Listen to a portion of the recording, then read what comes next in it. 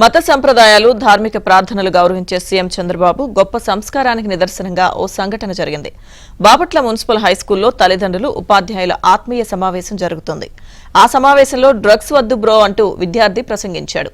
అనంతరం ఆ అబ్బాయితో చంద్రబాబు మాట్లాడడం ప్రారంభించారు. ఇంతలో మసీదులో నమాజ్ ప్రారంభం కావడంతో వెనువెంటనే సీఎం చంద్రబాబు మౌనం పాటించారు. దీంతో సభలో నిశ్శబ్దం ఆవరించింది. నమాజ్ ముగిసిన తర్వాతనే సీఎం చంద్రబాబు ప్రసంగం ప్రారంభమైంది. డ్రగ్స్, గంజాయి, వైట్నర్, మత్తు పదార్థాల సమాచారం తెలిస్తే ఈగల్ టోల్ ఫ్రీ నంబర్ 1972కి ఏదైనా ఫోన్ నుంచి తెలియజేయండి. డ్రగ్స్ వద్దు బ్రో. అందరూ చెప్పండి, డ్రగ్స్. మరొకసారి చెప్పండి, డ్రగ్స్ వద్దు bro. Thank you John Prakash. వద్దు బ్రో అంటూ ఇప్పుడు ఇద్దరు పిల్లలు మాట్లాడారు. ఈ రెండు కూడా పెద్ద సవాళ్లు మనకు. ఇక్కడుండే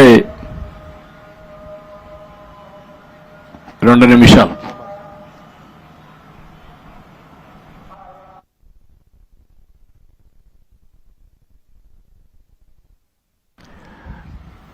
రెండు సబ్జెక్ట్స్ గురించి ఇద్దరు పిల్లలు మాట్లాడారు, స్టూడెంట్స్ మాట్లాడారు.